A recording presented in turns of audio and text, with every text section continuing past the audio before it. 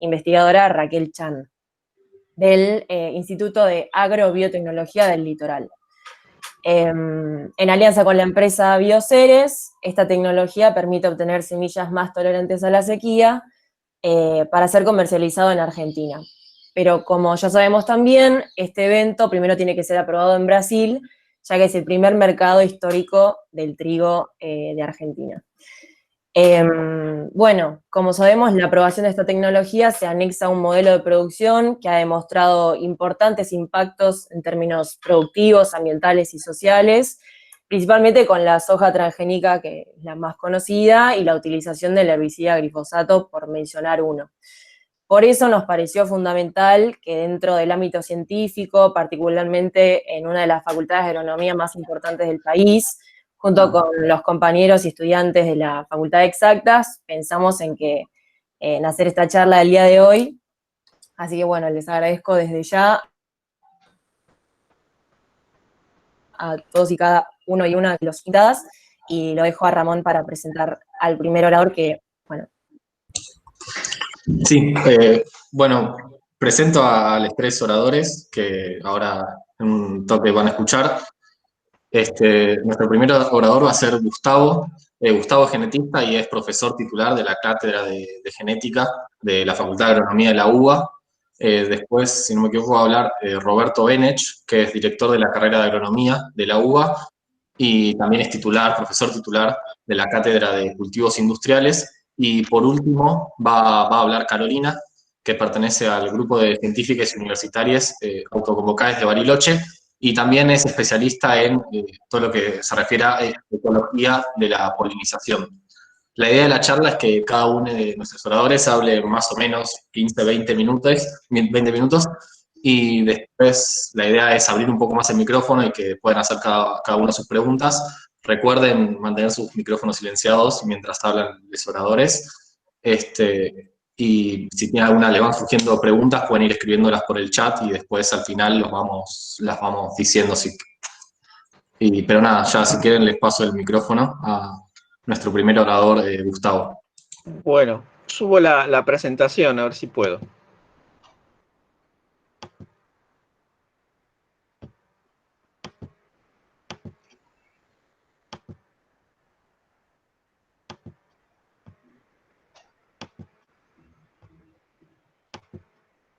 ¿Apareció? Está viniendo.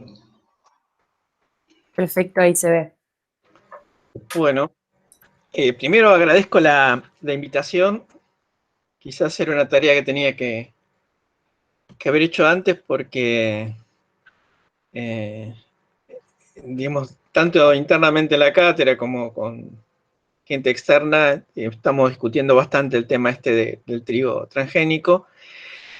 Y la idea de la charla es, pensando que mayormente eran estudiantes, así que repasamos un poquito de plantas transgénicas. Para algunos va a ser redundante y pido perdón por la redundancia. Pero bueno, para ponernos medio de acuerdo de qué hablamos cuando decimos transgénicos y la asociación que hay con el modelo productivo agropecuario actual. Una definición más simple de planta transgénica es una planta que tiene incorporado ADN, información genética de otro organismo. Y eso es una planta transgénica. Está muy asociado a el modelo agropecuario en base a un alto uso de insumos, entre otras cosas porque mayoritariamente, pues como lo vamos a ver, especialmente en Argentina, la mayoría de los eventos están asociados a tolerancias, resistencias a la aplicación de herbicidas. ¿Cómo se obtiene una planta transgénica? Y algo que aprendí relativamente hace poco, que en la naturaleza hay muchas plantas naturalmente transgénicas, y eso no lo conocía, y algo me sorprendió: nuestra batata cultivada es naturalmente transgénica, tiene trocitos de Agrobacterium, mientras que la batata silvestre no lo tiene. Es decir, que hemos seleccionado, sin darnos cuenta, batatas más grandes, y esas batatas más grandes tenían posiblemente expresión de genes de citocininas y auxinas provenientes de Agrobacterium. Nosotros en la cátedra trabajamos en pasto miel, y pasto miel es una planta cuya miel que producen las inflorescencias es producida por el ataque de un hongo que hace transgénesis también. Así que es un fenómeno, la transferencia de información genética entre organismos mucho mayor de lo que al menos yo consideraba que existía en la naturaleza. Y lo que hemos hecho es aprendido de Agrobacterium tumefaciens cómo hace transgénesis, y a partir de ese conocimiento lograr generar eventos transgénicos de utilidad agronómica.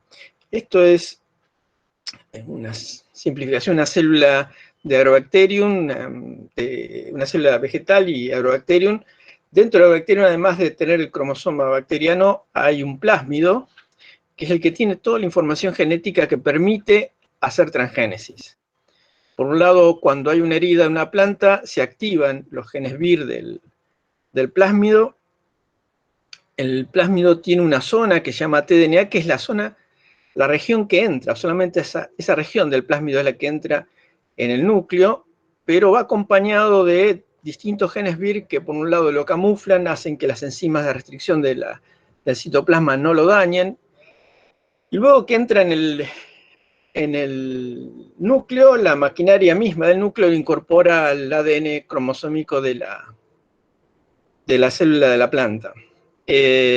Como tiene citosininas y auxinas, esa célula empieza a multiplicarse y empieza a producir opinas, que es utilizado por el mismo Agrobacterium, es decir, que la planta le produce alimentos al Agrobacterium.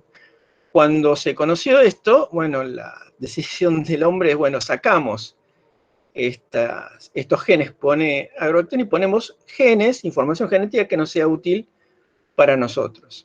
Ese es más o menos lo que se aprendió de los mecanismos de Agrobacterium, y una limitante de Agrobacterium que no ataca a todas las plantas, no ataca a todos los tejidos.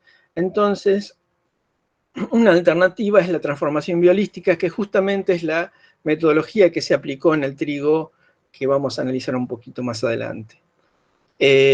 La transformación biolística son micropartículas de oro, tuxteno, muy pequeñas, menos de un micrón, que se rodean de las secuencias que uno quiere incorporar, y esas micropartículas tienen que entrar al núcleo. Como un disparo de aire comprimido, bueno, se regula la altura, la presión, y en base a eso uno intenta que las micropartículas entren en el núcleo y sea exitoso el bombardeo. Tiene muchas veces una eficiencia mayor que la transformación vía Agrobacterium, pero en general incorpora un alto número de copias.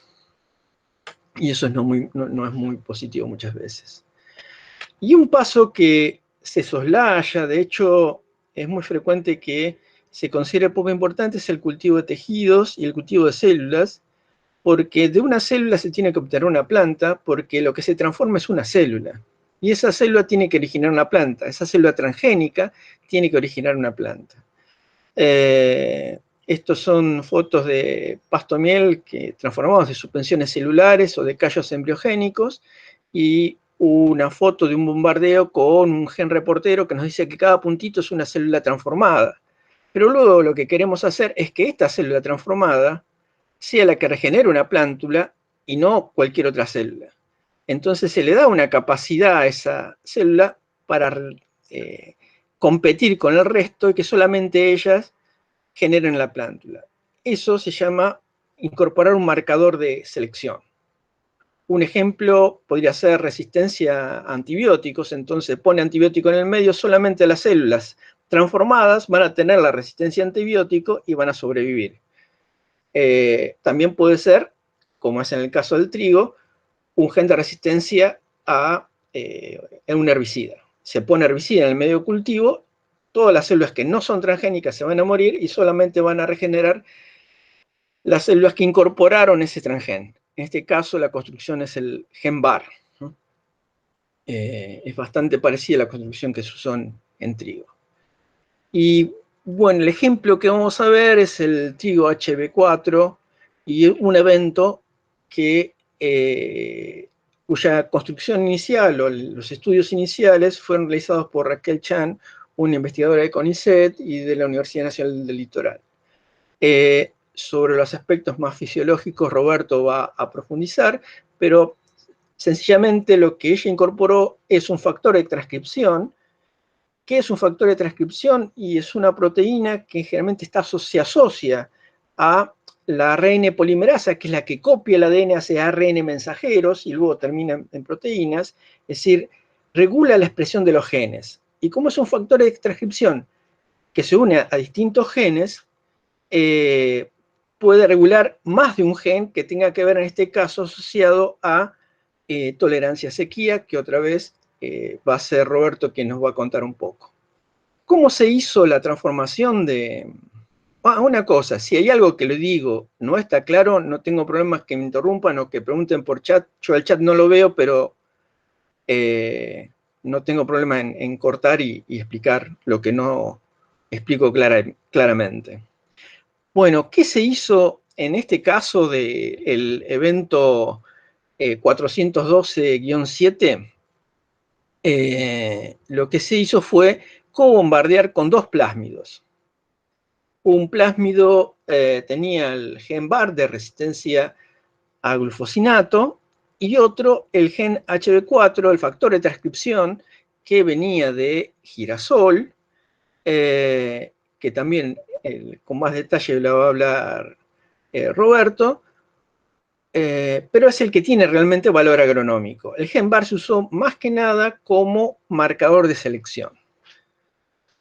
Es decir, que permita a la célula transformada ganarle a las células que no están transformadas y seleccionar plantas transgénicas en un medio de cultivo. Se usó en los dos plásmido, que además tiene otros genes que a veces pueden ser un problema, como por ejemplo la resistencia a ampicilina. Pero se bombardeó con esto. Sin embargo, lo que se incorporó,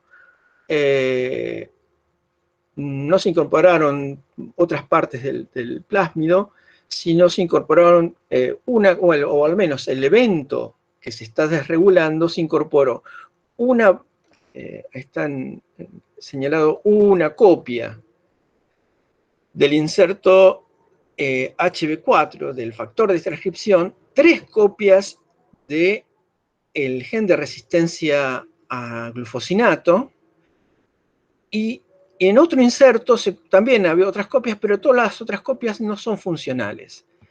Solamente estas son copias funcionales. Es decir, se eligió un evento que tuviera de alguna manera un solo inserto. Ese inserto tenía 2 fragmentos cercanos, un fragmento de 47.611 pares de bases que tiene secuencias funcionales y otra de 20.000 cercanas que tiene las secuencias pero no funcionales, es decir, no se transcriben.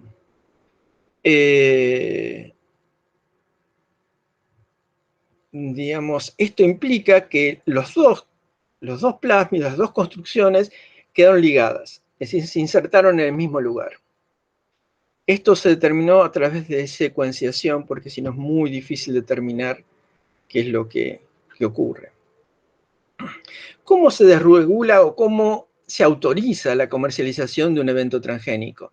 Acá voy a ser medio sencillo, pero en realidad hay una comisión, que es la CONAVIA, que analiza todas las cuestiones técnicas que tienen que ver con el gen en sí mismo, si puede implicar algún riesgo ambiental o a la salud la incorporación de ese gen, o si puede convertirla en maleza, es decir, si tiene un efecto también ambiental no deseado en el ambiente agronómico. Por otro lado, SENASA analiza la inocuidad del material. Casi todo el análisis lo hace la misma empresa que solicita la desregulación, y lo que hace el SENASA es de alguna manera analizar esos resultados. Y la opinión final, generalmente la toma una opinión económica, todo esto dentro de la Secretaría de Agricultura, Ganadería y Pesca, y el Ministerio de Agricultura es quien de alguna manera dice que está autorizado para comercializar el evento. En la Argentina, en Conavia aparecen 61 eventos y en los últimos años es prácticamente la mitad de los eventos. Ahora, cuando uno analiza un poquito la historia, encuentra que en el 96 fue el primer evento, el de soja resistente a glifosato, que lo hizo Nidera, y luego encuentra una gran cantidad de eventos desregulados, en su mayoría desregulados por empresas que venden agroquímicos, venden insumos, además de vender semillas. En el 2015 hubo 2 eventos, digamos, realizados en Argentina. El de resistencia a virus en papa, de Tecnoplan, y este de resistencia a sequía de INDEAR. Y después, bueno, continuó hasta el que hoy estamos analizando del trigo. Recién al inicio me contaba Eduardo que estas características introducidas que muestran que su mayoría son de resistencia a herbicidas, como el glifosato, el glufosinato u otros, sería mayor porque estos que tienen BT también tienen incorporado o apilado genes de resistencia a herbicidas. Así que creo que gran parte del desarrollo del modelo productivo está basado también en esto, y por eso hay una asociación estrecha entre lo transgénico y la agricultura en base a aplicación de insumos, porque realmente si uno mejora, y parte de la mejora es la resistencia a una aplicación de herbicida, la rentabilidad de la empresa aumenta un montón con la venta de ese herbicida. Y esta actividad de las semilleras, de obtener materiales mejorados, fue rápidamente cambiada o adquirida por empresas de agroquímicos que compraron a las empresas semilleras. Casi todas las empresas químicas y farmacéuticas fueron adquiriendo a través del tiempo a las empresas semilleras. Este es un cuadro de Huber del 2009, donde muestra cómo fue creciendo, y en ese momento, en el 2005, Monsanto había pasado a ser la empresa número 1, porque había comprado a empresas semilleras, a un montón de empresas semilleras, y entre otras, en 1996, había comprado a la empresa que había tenido la patente de transformación de soja. En su momento Monsanto había desarrollado la soja transgénica, pero no era la dueña de la patente, litigó con Agracetus, y la manera de resolverlo, Monsanto en ese momento decía que las patentes no tenían que ser inhibitorias de nuevos desarrollos, que era un freno para el desarrollo tecnológico, pero cuando se le oscureció el panorama legal, directamente la compró Agracetus y cambió su discurso respecto a patentes, y pasó a tener la misma posición que tenía Agracetus inicialmente. Esto en 2009 muestra que 10 empresas concentraban el 65%. Eso significa un monopolio enorme y una reducción de la oferta de variantes que es negativo por un lado económicamente, pero también biológicamente. Y esta concentración probablemente tenga que ver con cuestiones de patentamiento y desarrollo, y quizás un fenómeno de concentración que ocurre en muchos aspectos de la economía, y acá fue abrumadora. Monsanto en 2008 había adquirido 91 empresas, Bayer 33, DuPont 51, Dow 13, Syngenta 32, y esto continuó, esto es 2008, si ahora llegamos al momento actual, este es un gráfico de la oferta de agroinsumos, que encontramos que el 90% de los agroinsumos del mundo están concentrados en 4 empresas. Y en realidad Bayer, cuando compró Monsanto, se deshizo de una parte y pasó a ser BASF. Dow y DuPont, que eran 2 empresas, se fusionaron. ChemChina, que es una empresa de agroquímicos china, compró a Syngenta. En Argentina compró a Nidera. Y esto es realmente un condicionante enorme de la economía, de la cuestión monopólica del desarrollo de agroquímicos, y que de alguna manera parte de lo que queremos discutir es el modelo de producción, condiciona el modelo de producción. Y ahí entró a jugar INDEAR, que al lado de estas empresas, digamos, uno podría pensar que es ínfima.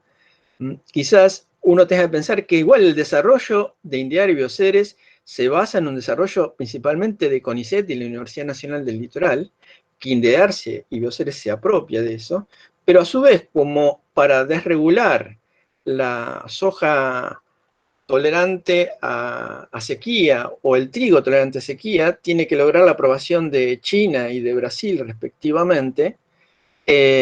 No lo puedo hacer sola, entonces lo tienen que hacer con otras empresas, y probablemente el beneficio que podría tener INDEAR de vender este producto quizás lo pierda con alguna empresa china o brasileña, con la cual le tiene que digamos, ceder el poder, que tenga mucho poder de lobby para poder desregular esto. Si no, estos eventos van a quedar en los papeles, digamos, de alguna manera.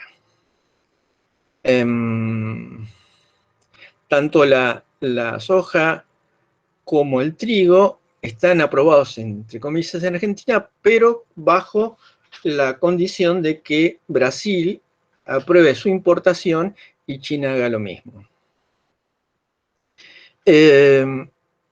Posiblemente Roberto profundice más sobre este evento 412.7, que es el evento que contiene el HB4, pero es presentado como una nueva generación de organismos genéticamente modificados. La literatura sobre genes que tengan que ver con resistencia a sequía, resistencia a salinidad, resistencia a enfermedades, es enorme. Sin embargo, muy pocos eventos son desregulados. Quizás porque, vamos para atrás, estas empresas son las que monopolizan y sus decisiones son económicas. Y probablemente no están, a lo mejor hoy en día, en decisión de regular eventos distintos que no sean impliquen la venta de agroquímicos, que no impliquen la venta de agroquímicos. Y este evento desregulado tuvo algo que mostré anteriormente. Cuando se transformó con el gen HB4, que otorga tolerancia a sequía, conjuntamente con ese gen se ligó, entró justo también genes que otorgan la resistencia a glufosinato. Es decir, que este evento también entra dentro del mismo modelo, de alguna manera, de una aplicación de agricultura industrial, de una aplicación de agroquímicos, más allá de la resistencia que, diríamos, sería un agregado a los eventos tradicionales, por al menos desregulados en Argentina. Y acá entramos en un tema que también es para discutir, y que quizás no sea yo la persona más indicada para discutir esto. Yo podría discutir, no sé, algunas cuestiones que tienen que ver con la misma transgénesis, pero uno lee sobre glufosinato y la información no es muy alentadora, que digamos. Yo creo que el haber transformado con 2 plásmidos en lugar de 1, la idea original era que se insertaran en lugares distintos y luego nos quedáramos con un trigo con la resistencia a sequía sin la resistencia al glufosinato. Como estuvieron ligados, fueron juntos. Habíamos contado que este gen BAR, el gen de resistencia al glufosinato, son marcadores muy eficientes y que se usan en protocolos de transformación genética. Este gen BAR proviene de una bacteria que produce glufosinato. Entonces, su manera de no ser dañada por el glufosinato es justamente tener una enzima que lo transforme en algo no tóxico. Muy interesante el mecanismo. Cuando uno le da a esa planta esa característica. De alguna manera puede tirar glufosinato. Glufosinato va a afectar no solamente a otras plantas, que es el objetivo, sino también a otros organismos. Pero la planta, de alguna manera, se va a defender y va a transformar en algo inocuo para ella la presencia del glufosinato. Pero si uno dice, o el planteo de la agricultura es justamente fabricar alimentos inocuos, alimentos sanos, este aspecto del glufosinato es algo que hay que mirarlo un poquito con lupa por el efecto de salud y ambiente. Otra vez, quizás yo no sea el más adecuado, pero lo que estuve revisando, por un lado, la Organización Mundial de la Salud lo considera ligeramente peligroso, pero uno encuentra muchas discusiones y, no sé, en algunos momentos los cuestionamientos que se le hacen a Bayer retira el producto y no entra en la discusión demostrando su inocuidad. Eso es un caso, por ejemplo, el Ministerio de Agricultura del Reino Unido lo desaprobó principalmente por la presencia de coadyuvantes, es decir, el glifosinato solo, el daño es relativamente menor, pero cuando entra con el coadyuvante, los daños a la salud son bastante importantes. Se encontraron efectos neurotóxicos, efectos de bajar la presión, generar arritmias. No se encontraron efectos sobre el sistema inmune y el sistema endocrino, pero algo que se planteaba es que el glufosinato se eliminaba del ambiente rápidamente, y sin embargo, cuando se hicieron estudios, se encontraron residuos en leche, en harina, en heces del animal, en orina animal y en orina y heces humanas. Y en 2010 aparecen trabajos en Canadá que aparecen sangre, niveles de glufosinato, y sino de también sus metabolitos. Y hay también una enorme cantidad de trabajos que encuentran efectos negativos sobre microorganismos del suelo, sobre insectos, arácnidos, mariposas, aves, bueno. Y este producto, por otro lado, el principal vendedor es Bayer, o era Bayer, no sé si ahora China lo ha superado, y en el 2007 era su tercer producto más vendido. Bueno.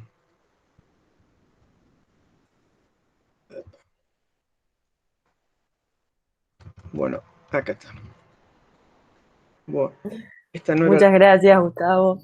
No era la última versión del material, pero bueno. Excelente, muchas gracias. Bueno, gracias por tanta información. Ahora le paso la palabra a Roberto.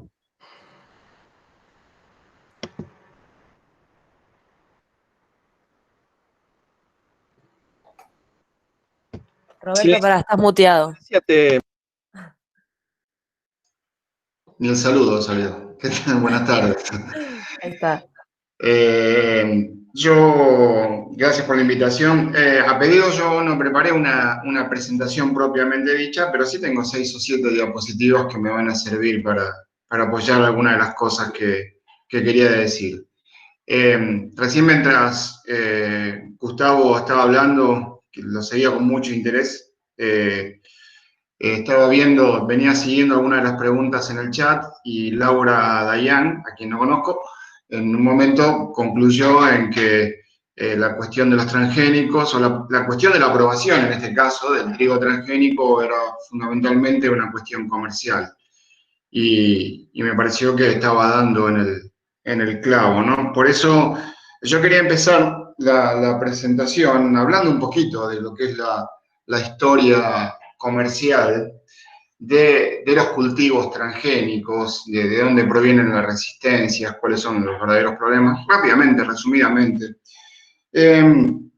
La transgénesis, las primeras noticias sobre cultivos transgénicos son de finales de la década del 80, del siglo pasado.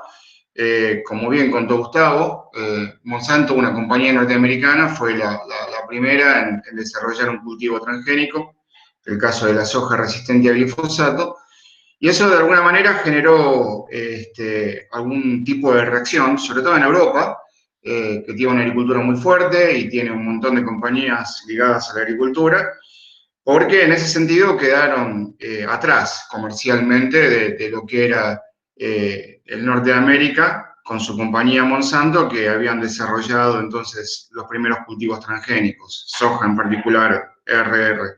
Eso generó todo un lobby antitransgénico que está bien apoyado en varias verdades. Una de esas verdades es que la primera generación de transgénicos es una generación que nunca resultó en un beneficio directo hacia el consumidor, sino que resultaba en un beneficio a lo sumo para el productor. Digamos, yo como consumidor me importa bastante poco que la soja que estoy consumiendo, si es que la consumo, por suerte es mayoritariamente para consumo animal, me importa bastante poco si esa soja era resistente al glifosato o no lo era, porque yo como consumidor no tengo ningún beneficio.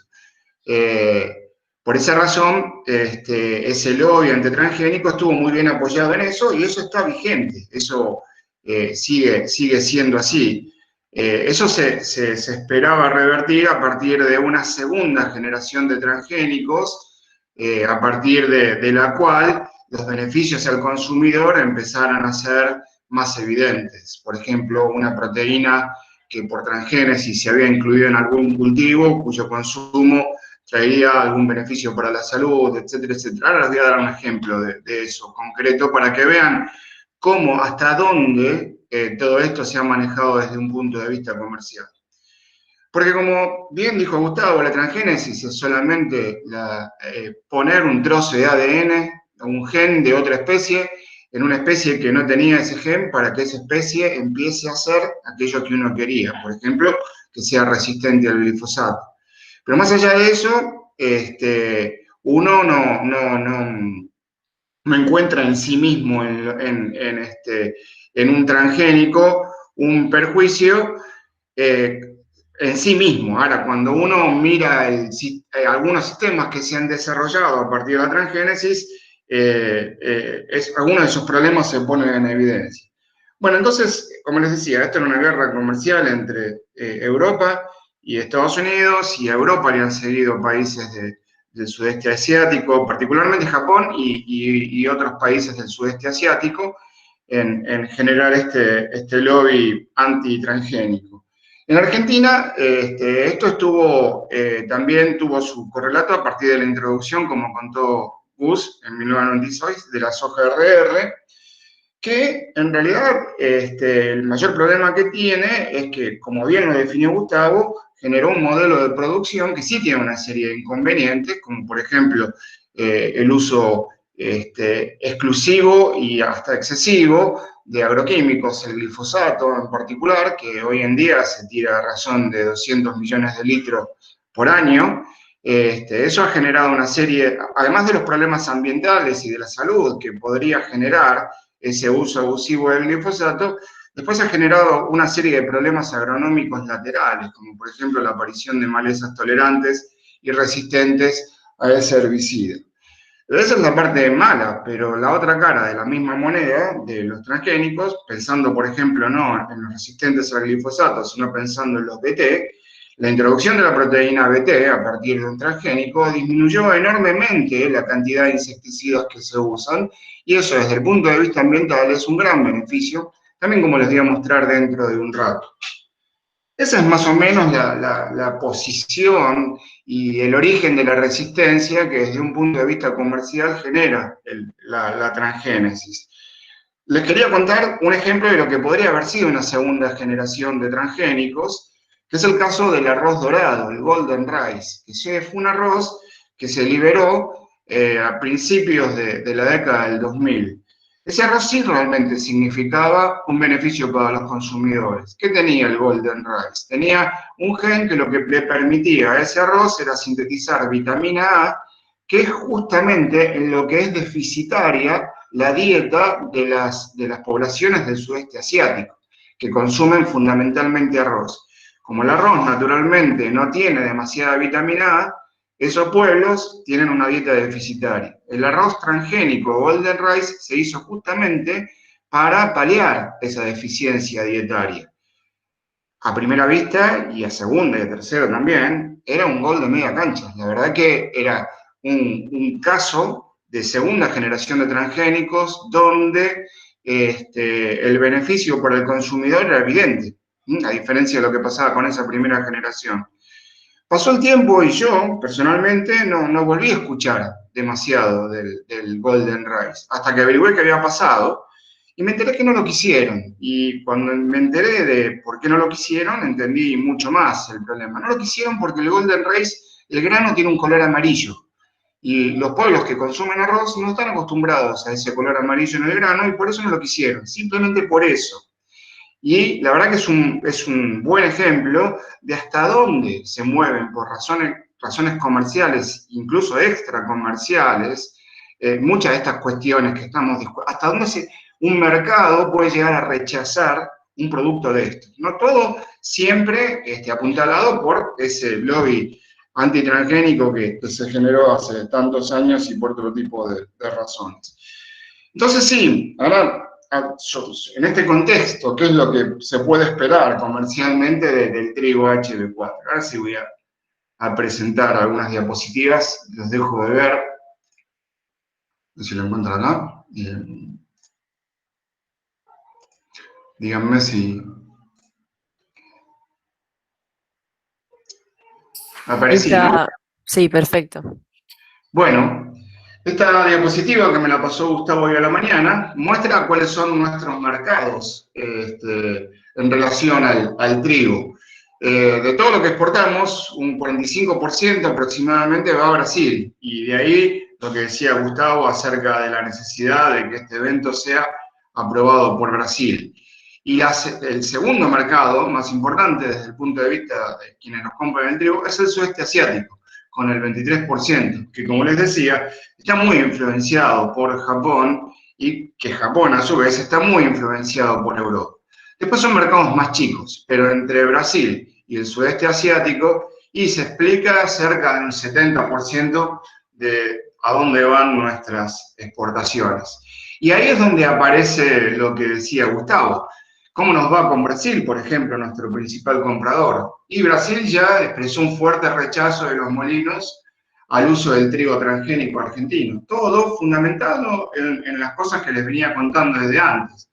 Los brasileños se oponen al trigo resistente a la sequía, la Cámara de Molinos del país se oponen, bueno. Y obviamente esa preocupación se refleja en la cadena de producción de trigo en la Argentina, porque lo que se dice es si Brasil, nuestro principal mercado de trigo, se opone a este evento, ¿qué es lo que vamos a hacer con ese trigo transgénico? Bueno, esa es lo que comercialmente se puede esperar, ese es el kit de la cuestión, por eso es que apuntaba a la pregunta en el chat de Laura Dayan, que decía, entonces, ¿se trata fundamentalmente de una cuestión comercial, económica? Efectivamente, se trata de una cuestión comercial y económica. A partir de eso, entonces, si vamos a tener ese tipo de problemas, conviene preguntarnos si realmente vale la pena haber introducido este evento que confiere resistencia a la sequía. Gus mencionó el hecho de que detrás de este desarrollo está el CONICET, un laboratorio muy prestigioso, como es el de Raquel Chan, y uno se pregunta si hay mérito en este desarrollo. Por supuesto que lo hay. Por lo pronto, transformar trigo no es moco de pavo. Estamos hablando de una especie que es hexaploide, y no es fácil transformar una especie hexaploide. Pero además es realmente un desarrollo tecnológico importante, es un logro tecnológico importante, y tiene mucho mérito, eso desde ya. Pero veamos si desde el punto de vista productivo realmente reporta las ventajas con las que se está presentando este desarrollo. Hablando con Dani Miralles, es amigo mío, estábamos de acuerdo en que el único estudio serio que había hasta ahora acerca de un eventual diferencial de productividad en este trigo resistente a la sequía, el trigo transgénico, el nombre del cultivar es este que aparece acá, INT 0412-7, voy a poner el puntero láser, así se ve mejor. Y acá se compara con un cultivar, un WT, un silvestres no transgénico, el cultivar cadenza.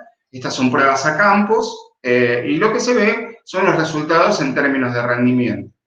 Cuando uno habla con la gente de Bioceres, quien está asociado a INDEAR y quien comercializa este evento, este desarrollo, nos hablan de 30-40% de diferencial de rinde entre el cultivar transgénico y el WT.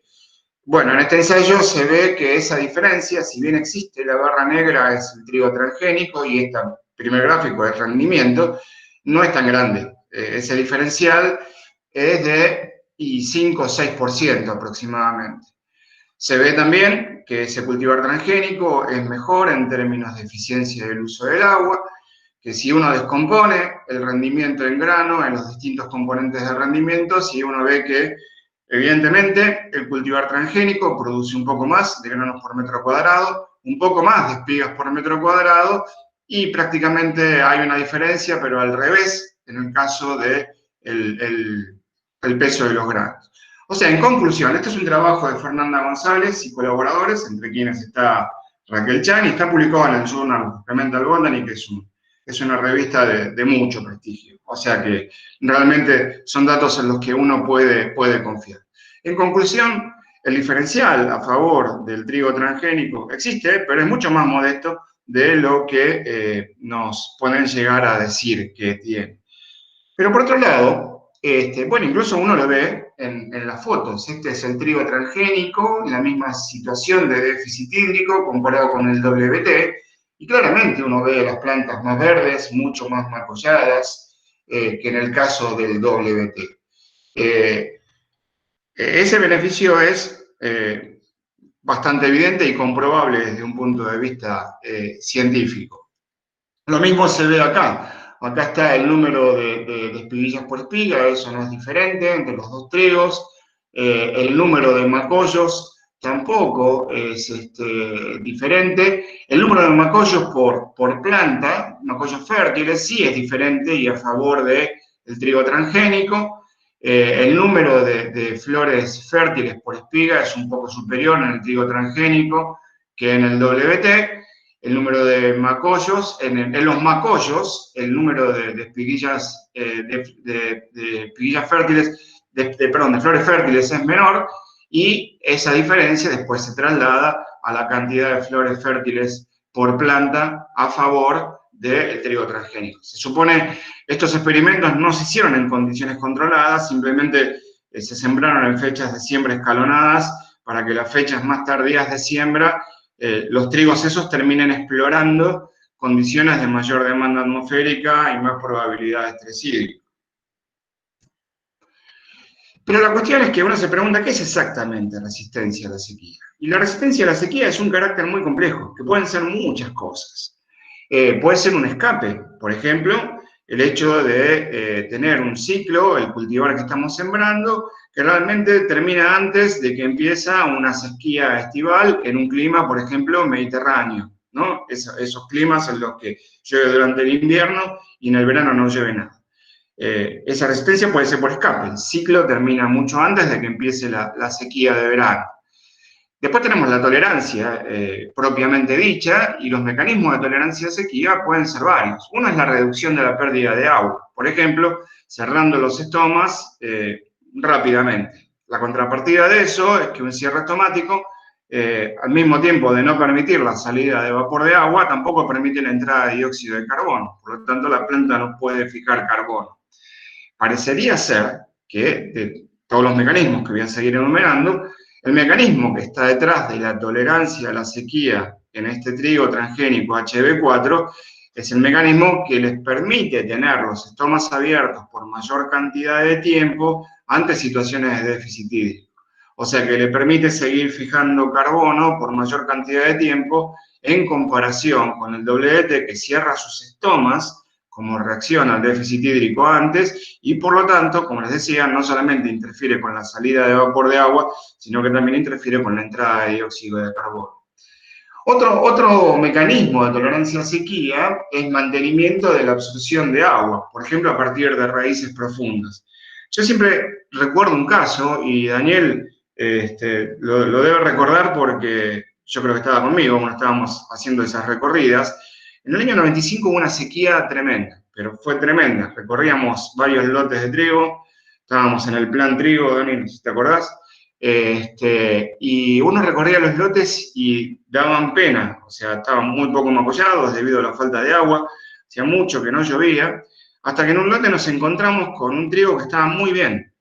Y ese trigo, la diferencia que tenía con respecto a todos los demás, era que un trigo con un ciclo más largo. Cuando uno volvía a los apuntes, a las cosas que enseñábamos en la facultad, dijimos, esto es al revés de lo que enseñamos, porque nosotros enseñamos que los trigos más cortos son los que consumen menos agua y que entonces van a ser los que van a tener algún beneficio ante una situación de sequía.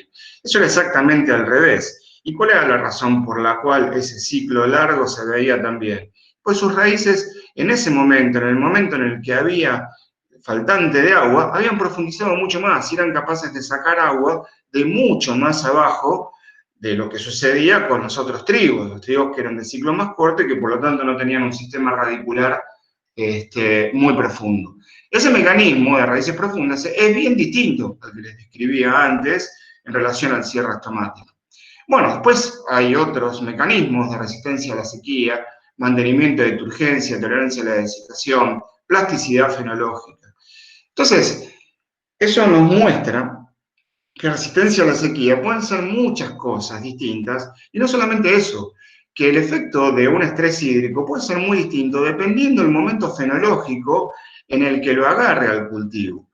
Y no podemos pensar en el evento HB4 como un evento que confiera resistencia a la sequía en cada uno de esos momentos fenológicos y en cada una de esas circunstancias.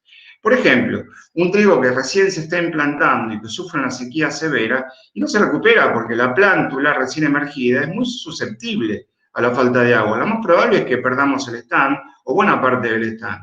Sin embargo, si esa sequía ocurre un poquito más adelante y perderemos un poquito de área foliar, pero eso se puede llegar a recuperar más adelante si es que se restablece el régimen hídrico. Lo mismo va a suceder si la falta de agua sucede durante el mapollaje o si sucede durante el periodo crítico. Todo esto se los comento no para bromarlos, sino para darles a entender que la sequía y el carácter resistencia a sequía es muy complejo y puede resultar una combinación de características. Bueno, entonces, el mecanismo en el HB4 sería ese, una resistencia estomática que no aumenta como hubiera aumentado en el WT y que permite tener los estomas abiertos por mayor cantidad de tiempo y eso haría que esos trigos terminen fijando carbono durante más tiempo. Obviamente, si la sequía persiste, esos estomas se terminan cerrando y el comportamiento termina siendo como en el WT. Eso es para darles una idea de que realmente el HB4 tiene un diferencial de rendimiento y que ese diferencial de rendimiento está basado probablemente en este mecanismo que les estaba describiendo, que es uno de los tantos mecanismos de resistencia a la sequía que puede tener el trigo. Para terminar, quería hacer referencia a lo que hizo referencia Gustavo en cuanto a la resistencia al glufosinato. Gustavo lo explicó muy bien, la resistencia al glufosinato. En realidad, la resistencia al glufosinato se usó como gen marcador, o sea, las plantas que resistían al glufosinato eran las mismas que tenían resistencia a la sequía y eso permitía la selección. El error, y aquí otra vez entramos en el terreno comercial, es también estar promocionándolo como resistente al glufosinato. El glufosinato, como ya dijo Gustavo, es un herbicida que no tiene buena prensa. Pero por sobre todas las cosas, es un herbicida que no necesitamos usar para el caso del trigo. Usar glufosinato en trigo es como querer matar a una cucaracha de un cañonazo. O sea, es una exageración.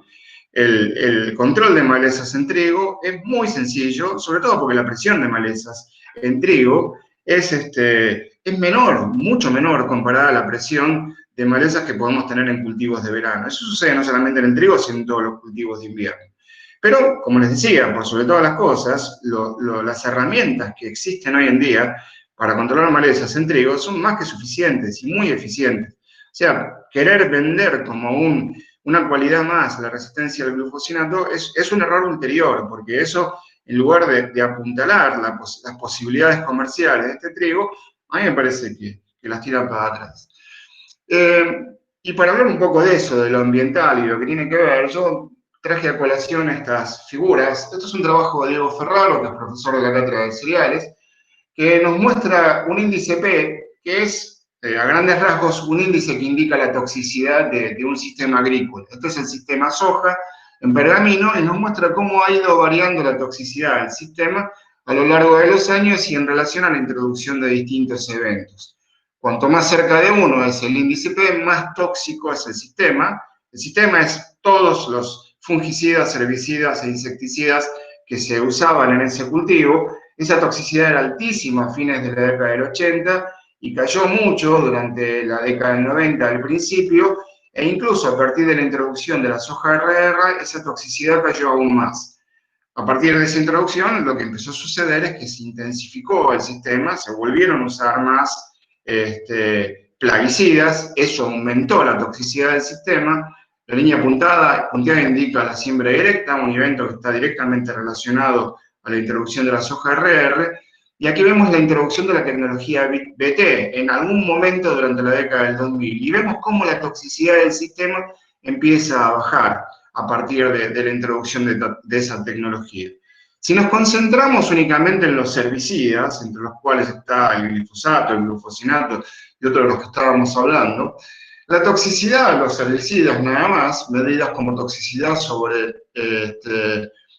insectos o sobre mamíferos, insectos y heces mamíferos, esta es combinada, vemos que comparativamente los herbicidas solos son de muy baja toxicidad. Hubo un aumento a partir de la década que terminó ahora, del 2010, y ese aumento, sobre todo uno lo ve en el índice cuando uno lo relaciona únicamente como toxicidad sobre mamíferos. Los herbicidas son mucho más tóxicos sobre mamíferos que sobre insectos. Uno ve que la toxicidad del sistema en términos de aplicación de herbicidas aumentó muchísimo en los últimos 10 años. Y eso tiene que ver justamente con el problema de aparición de malezas resistentes y tolerantes generados a partir de un manejo de malezas que fue absolutamente simplificado a partir de la introducción de la soja RR. Y esto es porque, como esas malezas son muy difíciles de controlar, se usan cada vez más herbicidas, se combinan más herbicidas, han aparecido tecnologías que desde el punto de vista ambiental son disparatadas, y bueno, el hecho del glufosinato que estábamos hablando recién, sería un disparate en este contexto. Bueno, para terminar, y entonces a manera de conclusión, creo que dejé de compartir. Vuelvo a lo que había planteado Laura en el chat hace un ratito antes de que yo empezara a hablar. El problema es puramente comercial, y sí, es puramente comercial, y se han cometido errores desde el punto de vista comercial en ese sentido. Probablemente el diferencial de rendimiento que podemos esperar, medido, ya les digo, a partir de ese único trabajo que les estaba mostrando allí, quizás no justifica correr todo el riesgo y de ahí la resistencia que puede tener la cadena de trigo en la Argentina. Estaríamos perdiendo mercados en forma abrupta y, bueno, eso es lo que tenía para decirles. Muchas gracias. Muchísimas gracias, Roberto, por muy claro todo, la verdad. Ahora le paso la palabra a Caro para que termine, digamos, dar un cierre, digamos, con los oradores, y después pasamos a las preguntas. Bueno, ¿qué tal? ¿Se escucha? Sí. Bueno, me presento primero. Mi nombre es Carolina Morales, soy investigadora del CONICET del INIBIOMA, que es el Instituto de Investigaciones en Biodiversidad y Medio Ambiente, y docente de la Universidad del Comahue. Pero aquí estoy, digamos, no en representación de la institución en la que trabajo, así que todo lo que diga de aquí en adelante corre a cuenta personal y en representación, en realidad, del espacio científico-político al cual pertenezco y por el cual estoy aquí, que es el colectivo Científicos y Universitarios Autoconvocados Bariloche. Y en realidad, bueno, fui convocada un poco por mi pertenencia a ese espacio con la idea de que esta aprobación del trigo transgénico sea un gatillador de un debate que por lo menos desde nuestro espacio consideramos que debe ser un poco más, no más profundo, pero sí ampliar un poco el foco y que tiene más que ver con el modelo agroalimentario y en el cual se inscribe esta aprobación del trigo transgénico. Sin embargo, bueno, Ramón me preguntó si había preparado alguna diapositiva, si que iban a haber presentaciones, y yo no tenía nada preparado porque, como les decía, bueno, mi idea era sobre todo que intercambiáramos ideas, reflexionáramos. Pero bueno, armé medio a las apuradas hace un ratito, algo muy breve para compartir con ustedes que tiene que ver con uno de los ejemplos o uno de los aristas que tiene este tema del modelo de producción agrícola que Gustavo se refería a él como a agricultura industrial, también conocido como agronegocio, pero bueno, me gusta lo de agricultura industrial, así que vamos con eso, y que tiene que ver con el área en la cual yo trabajo, que es la ecología de la polinización y los polinizadores. Como yo trabajo con polinizadores, o sea, abejas y otros bichos, en realidad del trigo no hay mucho que yo pueda decir porque se poliniza por el viento, tiene polinización anemófila. ¿Me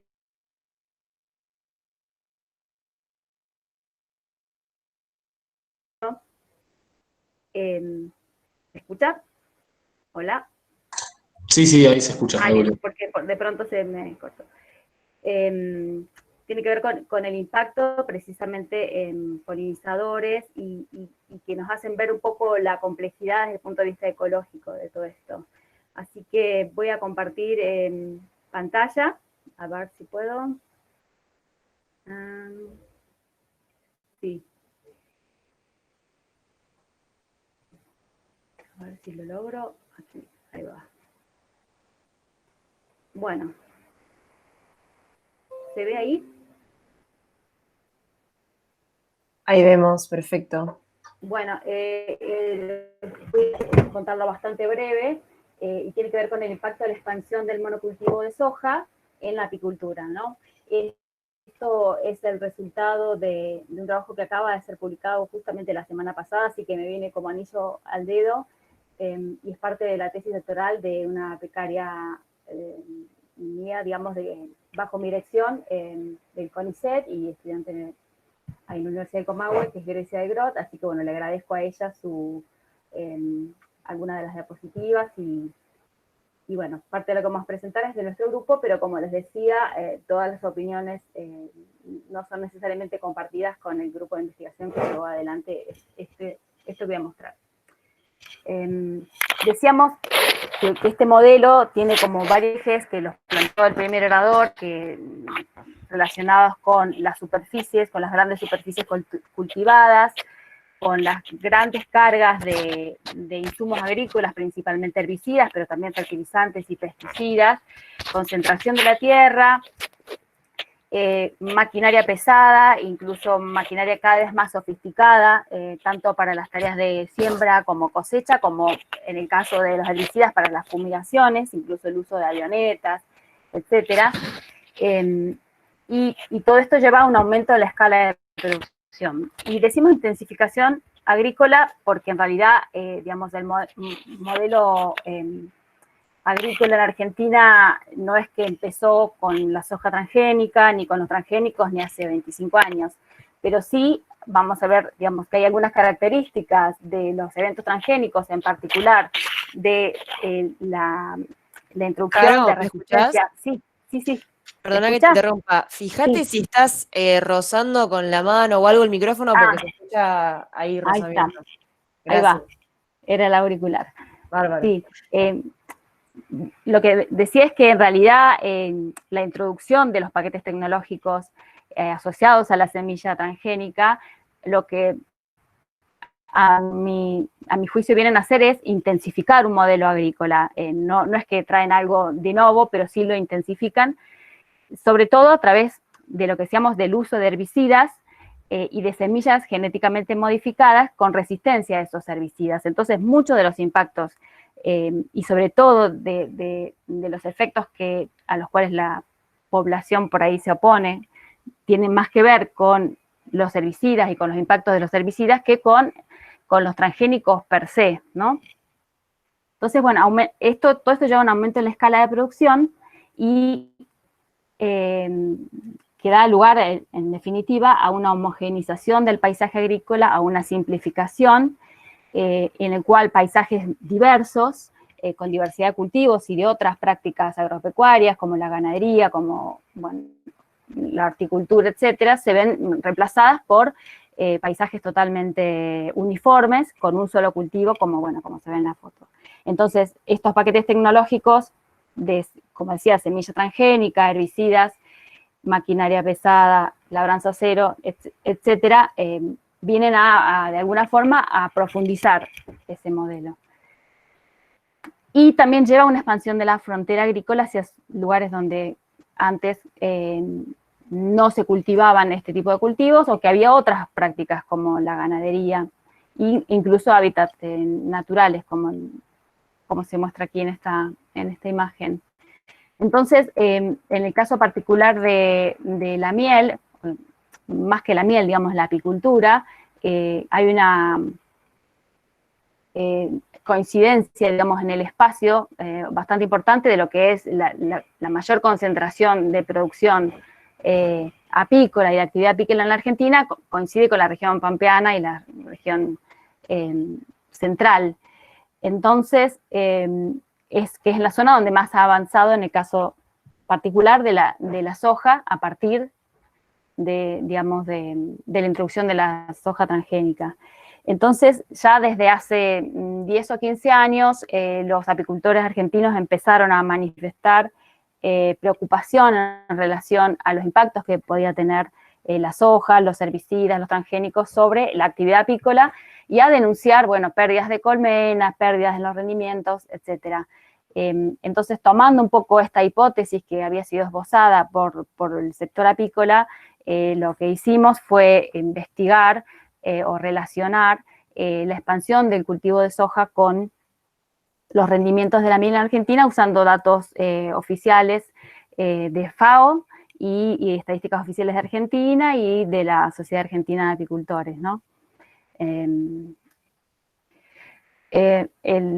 Entonces, básicamente lo que encontramos por un lado es, digamos, si ven en la figura de abajo, en la parte de abajo de la figura, es como la evolución de la superficie cultivada de soja, y en la línea vertical verde se marca como hito la implementación del paquete tecnológico de soja transgénica, que va acompañada, como decíamos, del uso del herbicida de amplio espectro, glifosato. Bueno, se ve como esta evolución de la soja como ha aumentado y como no está en estos gráficos, pero sabemos que hoy la superficie cultivada con soja es mayor al 50% de la superficie total cultivada en el país. Y si bien vemos arriba que el número de colmenas activas aumenta en ese mismo periodo, y que por lo tanto la producción con vaivenes aumenta, pero después al final disminuye, el rendimiento a partir de esa implementación del paquete tecnológico hace un pico y luego empieza a caer, y en términos promedios, desde esa fecha ha habido una caída en el rendimiento por colmena del 60%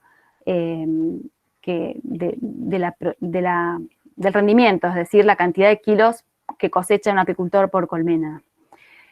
Lo interesante, bueno, aquí se ve como más en detalle cómo es ese cambio y cómo tanto en la evolución del área cosechada de soja como en el rendimiento de colmenas, se ve que el año 96, 95 más menos 1, digamos, en el caso del área de soja, es un año bisagra. A partir de ese año cambian las tendencias, tanto en el área cultivada de soja como en los rendimientos de la colmena. En ese caso no solamente cambia la pendiente, sino la tendencia, de ser positiva a negativa. Entonces, el inicio de esa caída del rendimiento coincide con la implementación de la soja. Y esto incluso, si uno ve a una escala más fina, o sea, de variación año a año, cuando uno compara los residuales de esas relaciones a lo largo del tiempo, ve que antes del año 96 no había ninguna relación entre la variación anual de la superficie cultivada con soja con la variación en los rendimientos de la miel. Sin embargo, después de ese año hay un acople, un acople que es en realidad negativo. Esto quiere decir que años con más superficie cultivada de soja tienen menos rendimiento las colmenas y viceversa.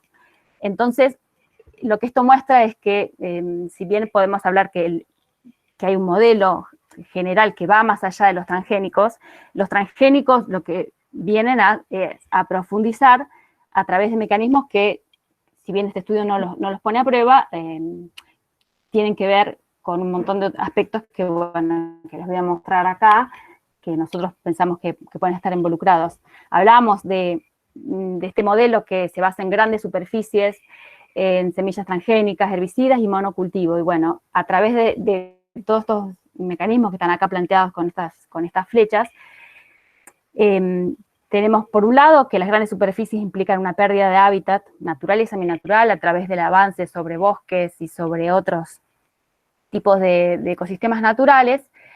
El monocultivo desplaza a otros cultivos, y eso también está probado en Argentina, que ha habido una caída en la diversidad de los cultivos desde la implementación de la soja transgénica y a partir de la expansión de este monocultivo.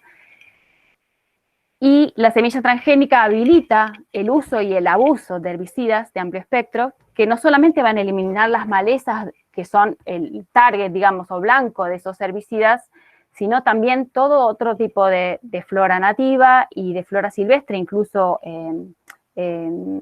flora espontánea, incluso malezas, pero que crecen en bordes de cultivos y en bordes de caminos, y todo esto lo que hace es reducir la oferta de recursos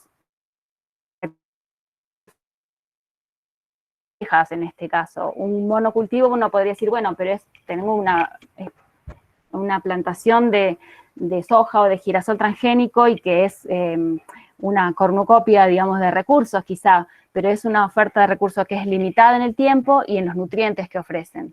Todo esto termina de alguna forma a través de los recursos y a través de la nutrición afectando la salud y la supervivencia de las abejas, lo cual digamos, impacta en el rendimiento, en la apicultura como actividad, pero también termina impactando en el largo plazo, o no tan largo plazo, digamos, pero en forma indirecta, sobre el mismo rendimiento de los cultivos.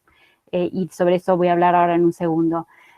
Estos son efectos o mecanismos por los cuales puede ser afectada la abeja de la miel, pero si pensamos incluso que estos mismos efectos también están afectando a los polinizadores nativos, se agregan también otros mecanismos, como es la pérdida de sitios de nidificación o hábitat, a través de la pérdida del hábitat natural y seminatural.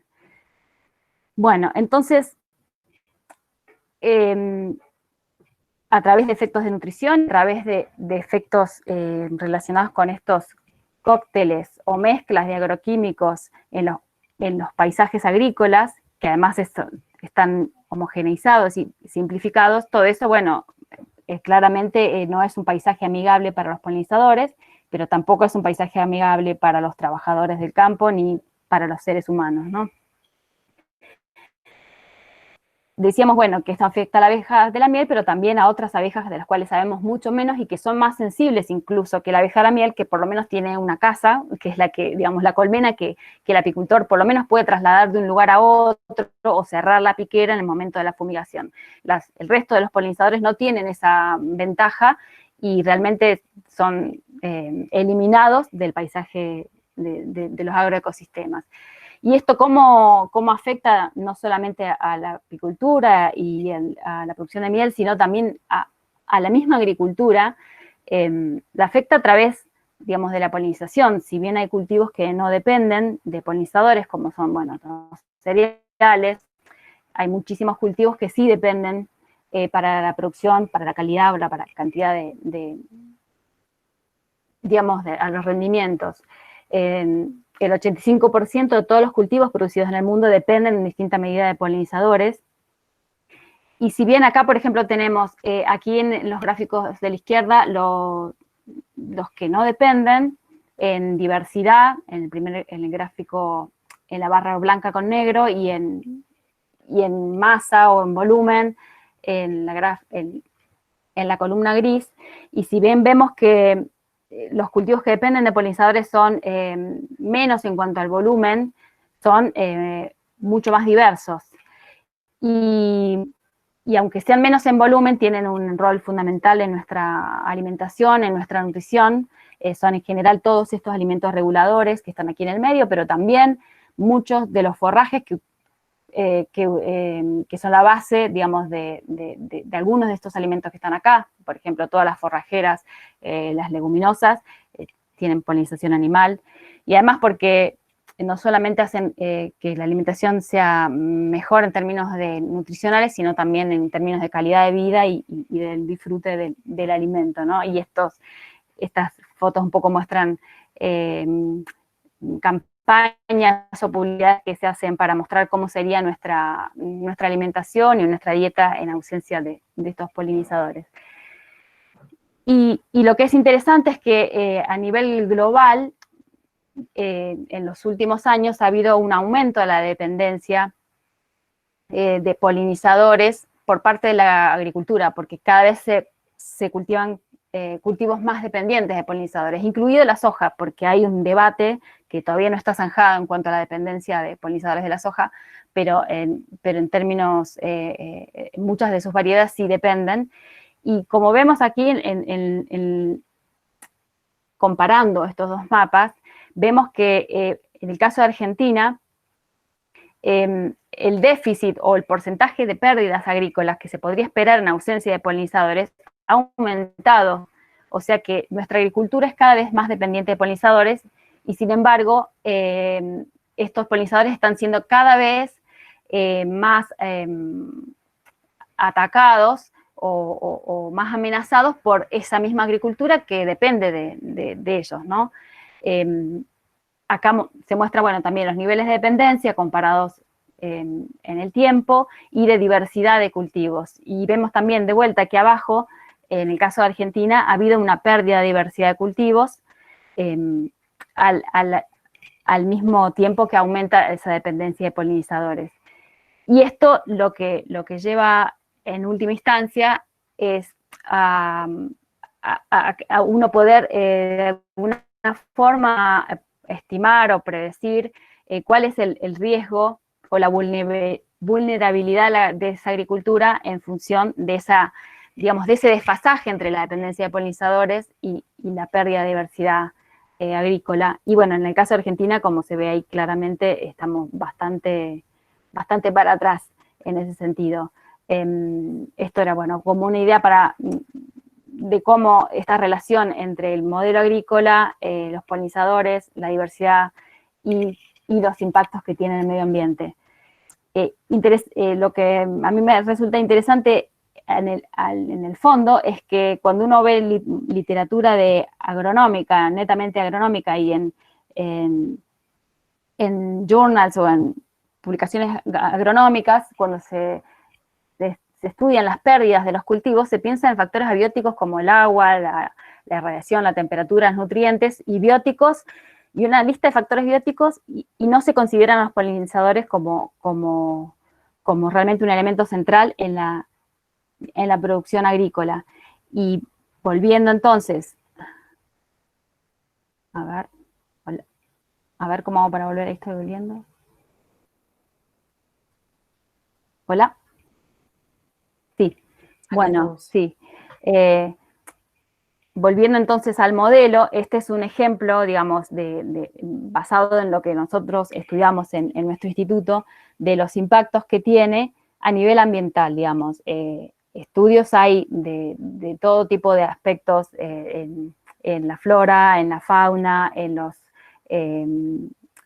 microorganismos del suelo, etcétera, y bueno, no es la idea ahondar en esto, pero sí, bueno, mostrar un ejemplo de impactos directos e indirectos que tiene ese modelo sobre otras prácticas agropecuarias, como es la apicultura en este caso, y cómo a su vez ese modelo termina siendo en última instancia insustentable, no solo desde el punto de vista económico, sino puede llegar a ser insustentable desde el punto de vista económico, de productividad, si está de alguna forma amenazando las bases de su producción, como son los servicios ecosistémicos que proveen no solo los polinizadores, los organismos del suelo y demás reguladores.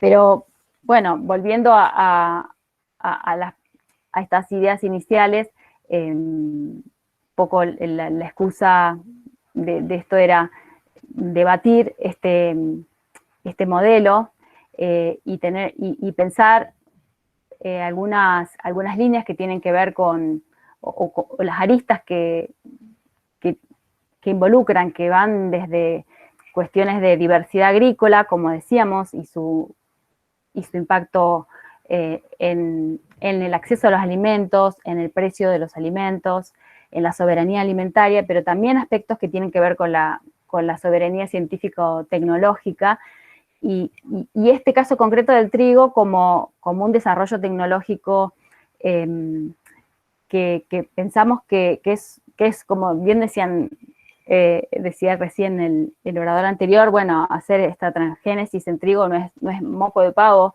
y yo sin conocer demasiado, digamos, de los detalles genéticos de este desarrollo, claramente creo que es así, y que como innovación creemos que se trata de un hito que muestra la capacidad y el potencial de nuestro sistema científico-tecnológico, y que nos pone a la vanguardia entre los pocos países del mundo que son capaces de dominar esa tecnología.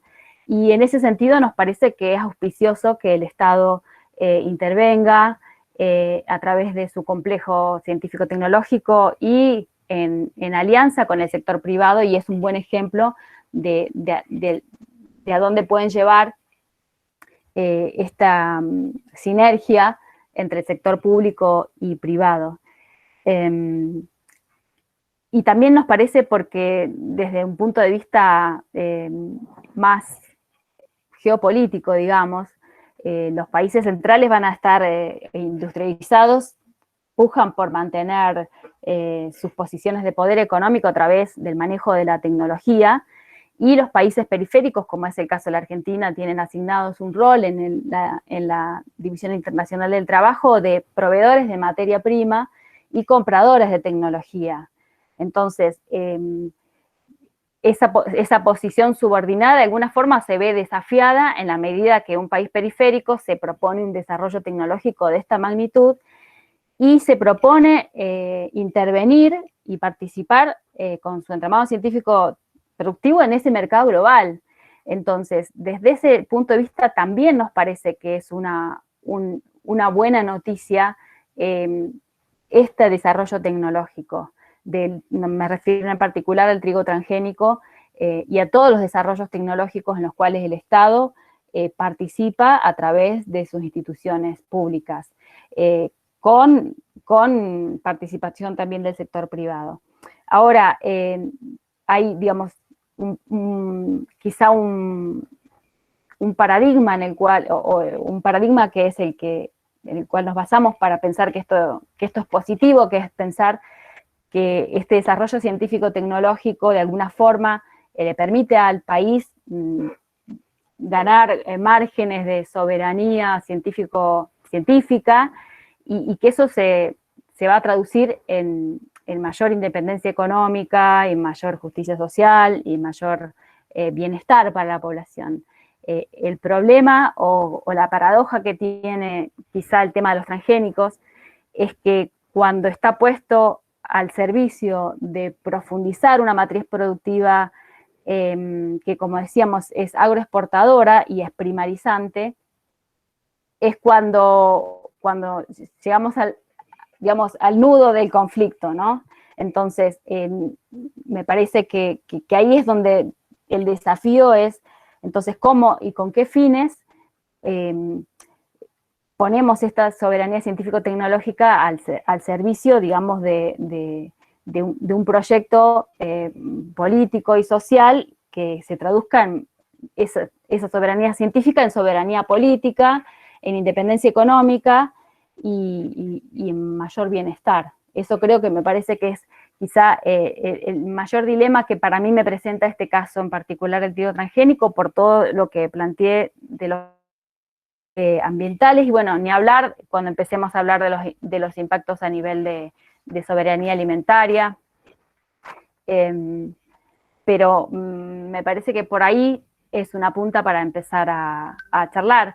Y en ese sentido, nos parece, desde este espacio, que discutir o cuestionar el trigo transgénico, cuestionar este desarrollo tecnológico en forma aislada, sin mirar el modelo de agricultura industrial y sin mirar a los otros ejemplos que tenemos, de alguna forma invisibiliza a otros intereses y a otros actores, incluso, y de alguna forma termina beneficiando a otros intereses que nada tienen que ver ni con el medio ambiente, ni con la agroecología, ni con la salud, sino que son precisamente esos otros poderes o esos poderes económicos que por ahí no tienen demasiado interés en que haya un desarrollo tecnológico local.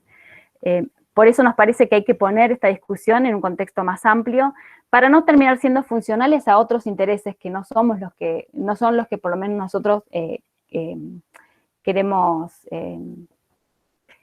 defender de alguna forma. Claro. Sí. Buenísimo. Muchas gracias por toda la intervención y sobre todo por esta parte más política social que a nosotros tanto nos interesa.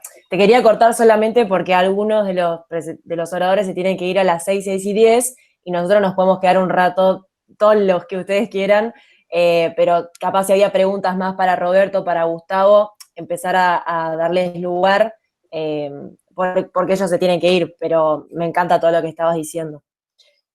Bueno, justo se fue Caro, pero si quieren podemos arrancar con las preguntas para Roberto, que ya se tiene que ir. Ahí está. Seguro ya las estuviste leyendo, pero me parece que habían un par más acordes. Alguien tiene mucho eco, bueno, no importa. Había una que decía, ¿qué riesgo hay de contaminación por mezcla en los molinos o por las maquinarias de trigo transgénico con no transgénico?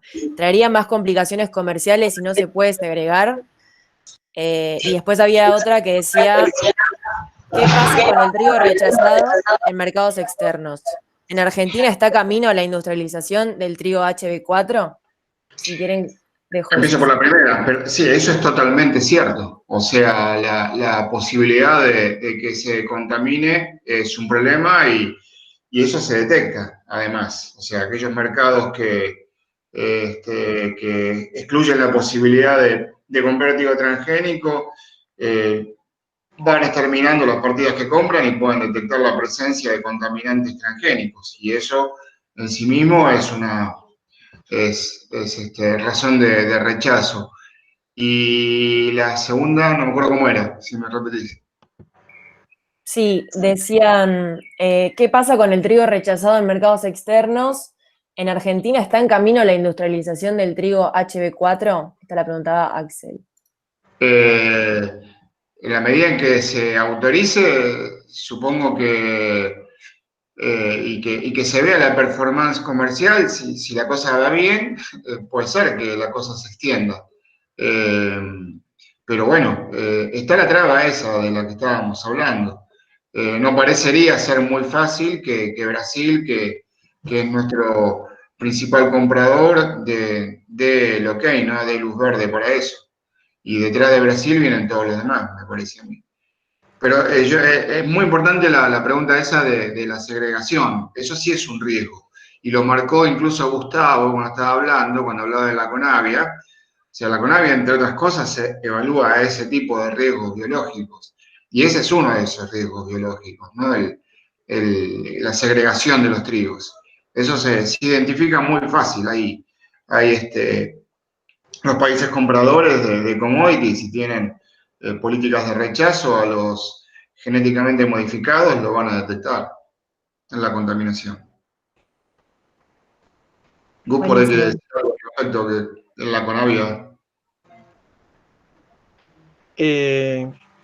Sí, había no sé si, quién preguntó si quedó claro, en vez de que lo que planteaste quedó bastante claro. No sé quién preguntó eso, si le quedó claro a la persona que preguntó. Cualquier cosa pueden hablar por el chat. Había algunas preguntas que tenían que ver con si estaba ligado el gen de resistencia a glufosinato. Sí, está ligado, se insertó en el mismo lugar junto con el gen HB4. Hay 3 copias del gen BAR, es decir, es casi imposible que se separen por crossing over, pues están muy juntitos. Y encima hay 3 copias, no hay una.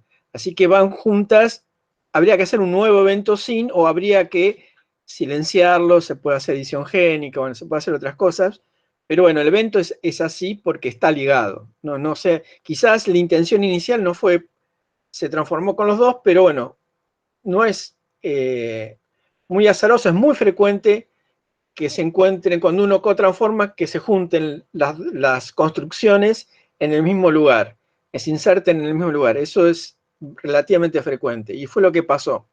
Y hay una pregunta de Georgina que decía si la herramienta de transgénesis se usa para, o qué potencialidad. En realidad tiene potencialidad enorme. Argentina tiene muchas líneas de trabajo muy interesantes, con aplicaciones, no sé, acá dentro de los participantes está Gabriela Conti, que trabaja con una enfermedad que es terrible, que es el HLB, el Howland-Bean, una enfermedad de los cítricos que es dramática, está diezmando los cítricos en el mundo, y ella está trabajando en la búsqueda de resistencia en cítricos a través de ingeniería genética. Vamos a ver cuál alternativa, pero es un muy buen ejemplo. La misma Raquel Chan tiene muchos eventos, análisis y estudios, y según ella misma, el HB4 no es el mejor de las construcciones. Es decir, que hay muchas construcciones superadoras que quizás nos estén mostrando una contradicción entre el desarrollo de investigación y la tecnología, la distancia que hay entre una cosa y la otra. Porque el HB4 quizás sea hasta un evento viejo. No sé, en la cátedra genética, por ejemplo, como posibilidad estamos trabajando con un gen tomado de Escamsia antártica, la única gramínea que crece en la Antártida, obviamente buscando tolerancia a heladas. Y eso creo también tiene un gran... Y así como eso, hay cientos de líneas en Argentina que uno puede esperar un gran impacto, y algo que decía Carolina, eso tiene que discutirse y reorientarse y pensar qué agricultura queremos, qué alimento queremos, y eso tendría que estar primero. Uno trabaja, investiga y a veces no tiene claro el norte, y creo que este tipo de reuniones nos sirve también para pensar un poquito qué norte queremos. Bueno, no sé si hay más preguntas. Buenísimo. No sé si Hernán había preguntado una que decía, en ese sentido, ¿se podría haber utilizado otro marcador de selección en lugar de el que da la resistencia al glufosinato? Entiendo que no, por lo que acabas de decir. Se podía haber usado otro, sí, se podía haber usado Ah. otro, se podía no haber usado y hacer muchos eventos y encontrar algunos molecularmente. Bueno. Yo quería decir algo. Sí, es como dice Gustavo, pero esos marcadores suelen ser cosas muy contundentes, ¿no? El problema es haber difundido que se usó eso, digamos, si se usó como marcador y después quedaba en eso, quedaba en la fase experimental, listo, se acababa el problema. O sea, a nadie le tiene por qué importar que estuviera ese marcador allí. El problema es que se lo difunde como un atributo más y realmente no solamente no es necesario, sino que es hasta pernicioso comercialmente.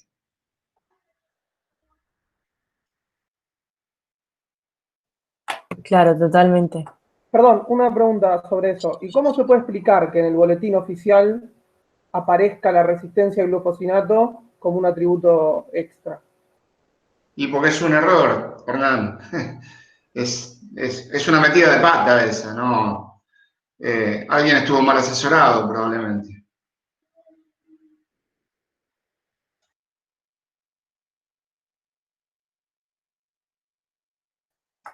O sea, yo no estoy diciendo de ocultarlo, lo que estoy diciendo es que no había necesidad, porque es verdad que se podría haber usado cualquier otro tipo de marcador. Normalmente se buscan marcadores que sean contundentes desde el punto de vista fenotípico, que se vean claramente, digamos, la selección de plantas transgénicas no es una cosa sencilla, tiene que estar facilitada desde el punto de vista fenotípico, porque si no es un trabajo enorme. Pero nada, debería haber quedado como lo que fue, una herramienta para la selección y no otra cosa. Sí, la pregunta es hasta qué punto esa resistencia a herbicidas, que quizá incluso es lo que más resistencia genera por los impactos que veíamos de los herbicidas a nivel ambiental, incluso sanitario, no habilita después el uso el mayor uso de herbicidas, sean necesarios o no. Digamos, una vez que está la resistencia a herbicida y se venden junto con un paquete tecnológico que, como decíamos, va asociado, es como que se venden juntos.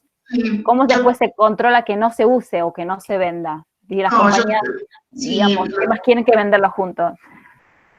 No, está bien, pero el control de malezas en trigo está muy bien aceitado. O sea, no, es poco probable que el productor haga uso de eso, por más que se lo hayan dicho, porque eso es como yo decía, que el control de malezas no es un problema técnico en trigo. Primero porque la presión es baja, cultivo de invierno. Y segundo porque las herramientas, la tecnología que hay es muy eficiente, es mucho más inocua que la del glufosinato y por eso digo yo puse en forma figurativa el ejemplo de ese, usar glufosinato en trigo es como matar de un cañonazo una cucaracha, digamos, es una exageración. Y no puedo decir bien la relación de precios como para dar además un argumento económico, ¿no? Que desestimule el uso del glufosinato, pero yo no me imagino que eso pueda aprender, por lo menos en trigo.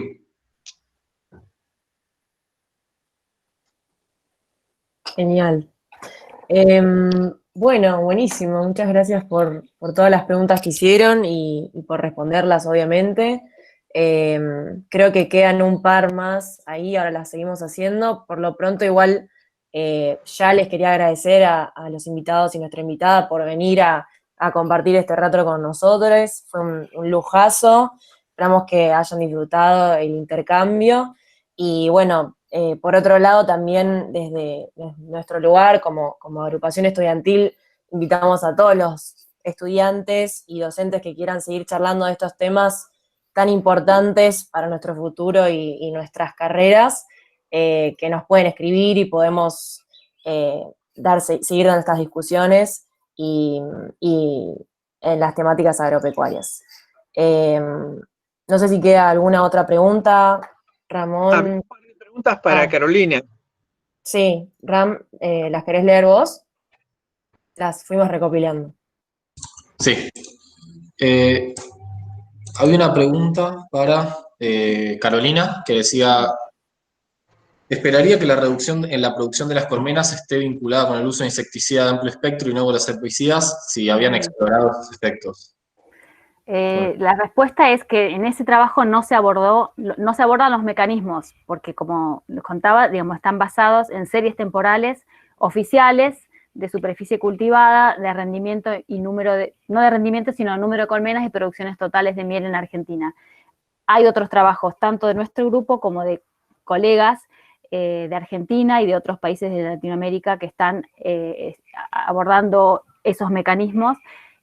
Bueno, justamente una de las filminas que saqué por una cuestión de tiempo y porque no quería focalizarme en eso, sino en este debate, tiene que ver con el uso de neonicotinoides, que son insecticidas también de amplio espectro y que se ha de alguna forma demostrado que tienen un impacto muy negativo en las abejas, y hay estudios a nivel global que muestran que en casi todos los países del mundo y sobre todo en los países fuertemente agrícolas y con esta agricultura industrial con la Argentina, las concentraciones de neonicotinoides en miel son altísimas y que una de las cosas interesantes que tiene es que, bueno, hay efectos de herbicidas que son indirectos y que más que nada están mediados por los recursos florales a los cuales van las abejas y que son necesarios para la nutrición, pero también hay efectos directos que son los de los insecticidas, que tienen efectos letales sobre las abejas y también efectos subletales, pero que hacen, digamos, en el caso de la abeja de la miel, a lo que es el superorganismo que es la colonia.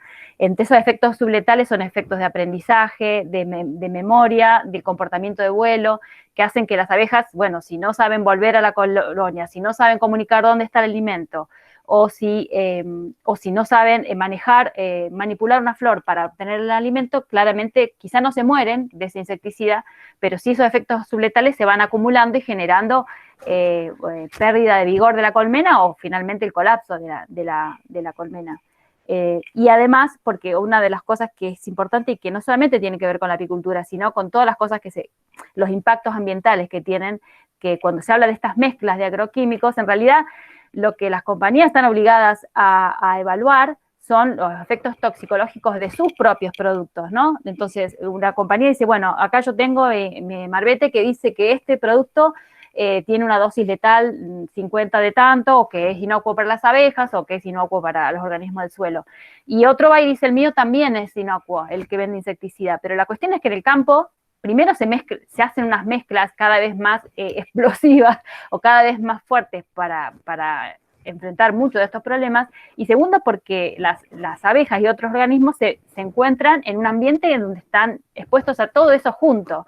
Entonces hay combinaciones, interacciones entre diferentes productos químicos y sinergias que hacen que la forma en que lo perciben esos organismos es distinta que la forma en la que lo percibe un organismo en una investigación experimental, en la cual es sometida a una dosis de un único producto. Entonces ahora es como lo que se viene o lo que se está tratando más de avanzar es en estudiar la sinergia, por ejemplo, entre herbicidas e insecticidas o incluso productos que se aplican en los cultivos con otros que son productos que se aplican a las abejas para la salud de las abejas, como fungicidas, acaricidas, pero que en interacción con esos herbicidas y con esos otros elementos del ambiente agrícola, bueno, pueden ser negativos. Y bueno, las interacciones entre nutrición y estos estrés de tipo químicos, ¿no? Una abeja o cualquier organismo que está mal nutrido está peor preparado para enfrentar estos tóxicos y estos estresantes, ¿no? No sé si eso contesta un poco la pregunta. Sí, yo creo que quedó re claro que esta diferencia, ¿no?, entre lo experimental y lo observacional también, que siempre sí genera... Uh-huh. Sí, Roberto había mostrado que inicialmente el glifosato había reducido un poco el nivel de toxicidad, pero luego eso se había incrementado y hoy en día está muy, muy en boga que las dosis se han incrementado mucho. No solamente se ha aumentado la superficie de aplicación, sino también por unidad de superficie la dosis se ha aumentado porque las malezas cada vez son más resistentes. Exacto. Entonces el remedio, entre comillas, es tirarle más.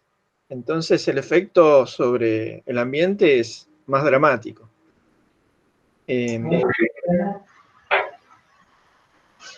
Esa, disculpame, Gus, la figura que mostraba, donde en los últimos 10 años la toxicidad del sistema por herbicidas sí había aumentado.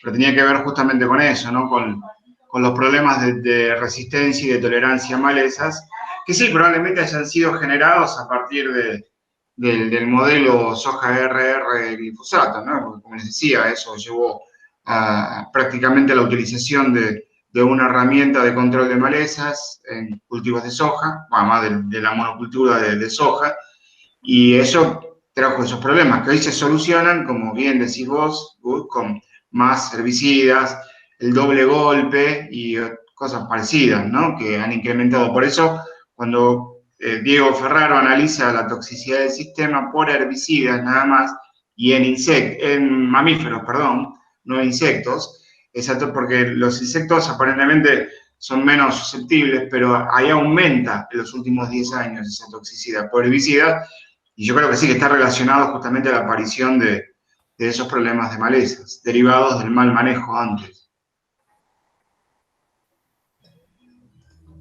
Bueno, espectacular. Caro, ¿querías decir algo más?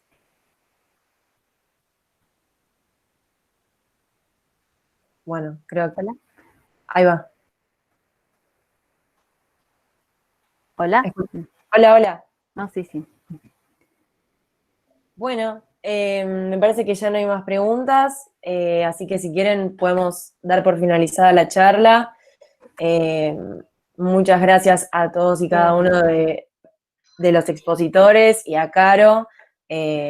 Muy clara Bueno, yo toda. tenía muchas cosas más para compartir, pero bueno, las podemos dejar para otra ocasión, que tiene que ver, bueno, precisamente con la transición hacia otro modelo, que ahora se le dice agroecológico, pero también que incluye la agricultura familiar y que incluye a los trabajadores y trabajadoras del campo y que me parece que en el fondo es a donde deberíamos apuntar. O pensar por lo menos en un modelo mixto en el cual puedan coexistir esta producción orientada a la generación de divisas, que también son importantes, pero que no sea en detrimento de la posibilidad, digamos, de tener una alimentación sana y de vivir en ambientes sanos y bueno, con mayor beneficios para toda la población y no solamente para los grupos que se ven beneficiados del precio de los commodities, básicamente, ¿no? 100%. Acá dicen que les interesaría mucho escucharte y a nosotros también, así que con gusto nos encontramos más adelante en alguna otra charla. Sí, sería muy... Ramón.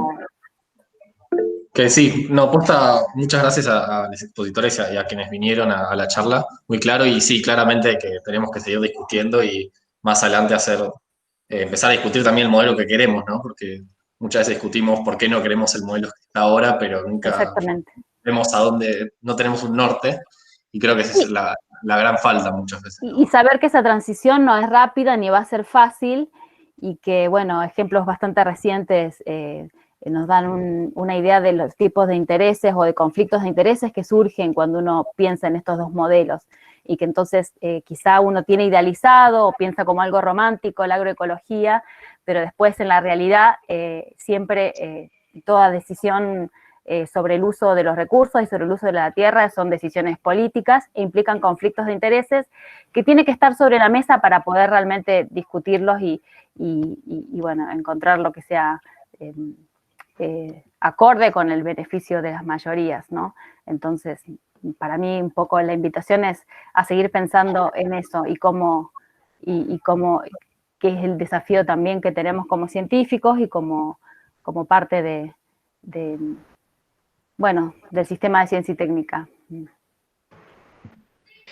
Bueno, nos encontramos en la construcción de ese nueva agricultura. Así Muy es. bien. Que seguramente construir también es un gran desafío. Muy bien. Gracias por la invitación. No agradecí la ayuda de Eduardo en la presentación y también de Dalia Lewy, que es miembro de mi novia, que me pasó información hoy en la mañana. Así que...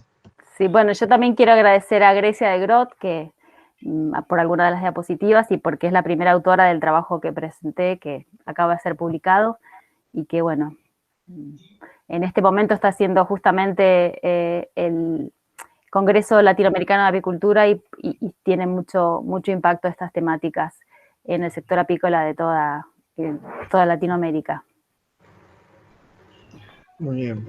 Bueno, muchas gracias por la invitación. Gracias a todos. Mañana, y gracias a todos, ¿no? A la organización por la invitación y a los asistentes por escuchar y las preguntas. Yo los dejo. Gracias. Gracias. Hasta luego. Gracias. Chao. Chao.